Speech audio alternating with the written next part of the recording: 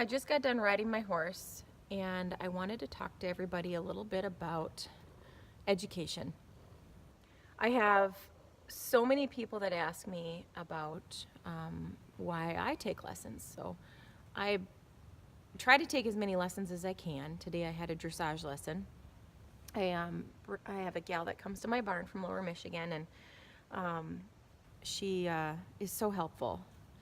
And I just want to let everybody know that it doesn't matter what level of education you have with horses, you still need to continue learning and taking lessons. So I got to show you something super cute that's going on right now. So I'm still sitting on my horse, and Clover, the kitty, was hanging out. She was hanging out on the wall, and I just rode up next to her and was petting her, and she just kind of came up here with me and is just sitting here all snuggly in the sun. So, but what an awesome day so far. I'm feeling so fortunate that I was able to get out of bed, walk out the door, catch my horse, have an amazing lesson with a great instructor, and now I can just, like, I sat on my horse and drank my coffee. Petra's look out the window. I sat on my horse and drank my coffee and just watched the kittens like wrestle in the arena. It's so funny. They're just a hoot. So, and now, I'm just hanging out with kitties, and it's so sunny out, and it's just a pretty day, and anyway, I feel blessed. So get out and enjoy your horse. So many of us spend so much time just working and doing everything that goes along with owning horses that we don't actually ride them. So I've really tried so hard to make sure that I ride my horses a lot. But where I was going is education is so important. So many people, they're like, why do you take lessons? And I'm like, well, because I don't know everything. I don't know. I mean, there's so many things to learn all the time. I gotta watch where this other kitten is. Oh, there she is.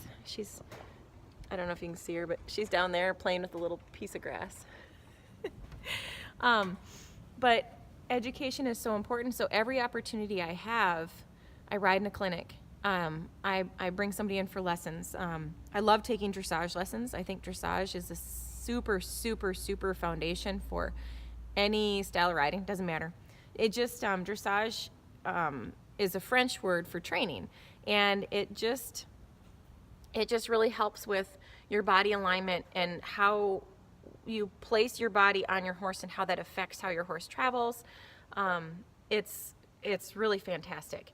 And I take a lot of jumping lessons too. Every chance I get, I take jumping lessons, because jumping is not something that I would consider myself at all, good at. I didn't start jumping until I was an adult, and I don't do it I just do little jumps and stuff. But I want to have the right form for it, and I think it helps with being brave, and it helps me relate to my students who do want to jump, and it helps me find them ways of getting involved with the sport.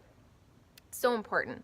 So I love riding in clinics. I love taking my horse, loading up, and hauling to a different state, and riding in a clinic for a weekend, and just learning as much as I possibly can. So now I gotta show you, the cat is grooming my horse.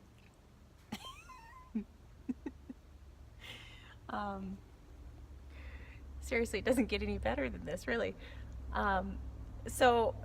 But now going back to the lessons and all that, one of the things that a lot of people hear about is no stirrups November. So if you ride horses, there's a good chance you've heard the thing about no stirrups November. Well, I kind of take that a step further, and I say no saddle November. So a lot of my students ride without a saddle for the month of November, but I just take it off completely. So I'm using a bareback pad. If you can kind of see that, I have it's called a Best Friend bareback pad, and I really, really like them. And that just simply, it keeps your pants clean, and it's kind of like a cushion for your butt. So that's what I ride in. So when my dressage trainer came here yesterday, I told her, I said, I hope you don't mind, but I kind of made a challenge for the month of November to ride without a saddle. I do it every year.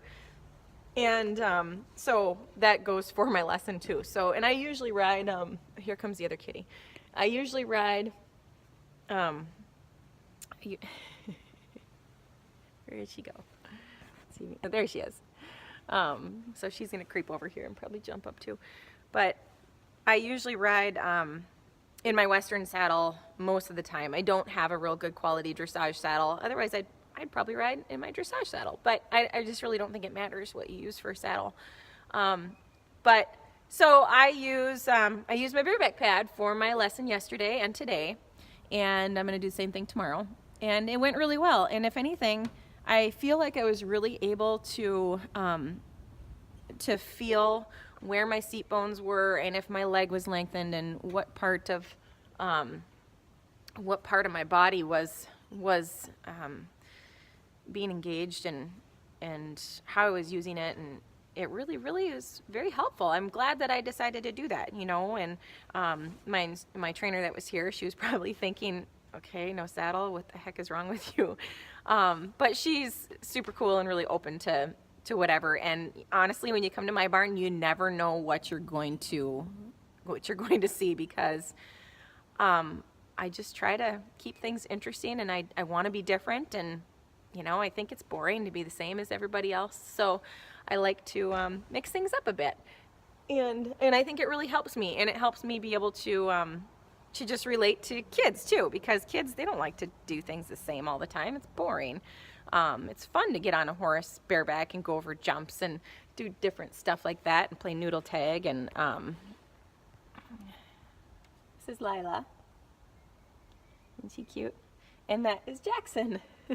And these kitties were born, and oh, here she comes. Yep. So now I got a little passenger on the back. And hi, kitty.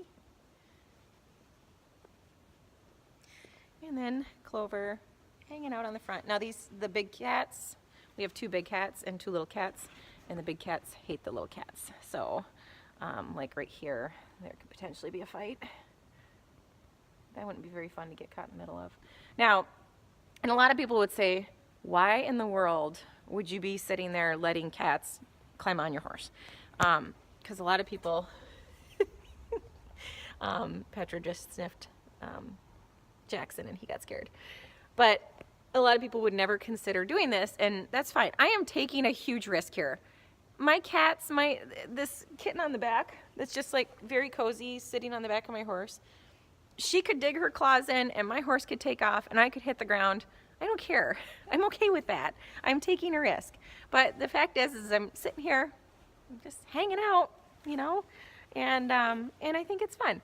So I don't recommend letting cats sit on your horse. And I am super careful when it comes to, like, if I were on a horse that I didn't think would be comfortable with something like this, I wouldn't do it.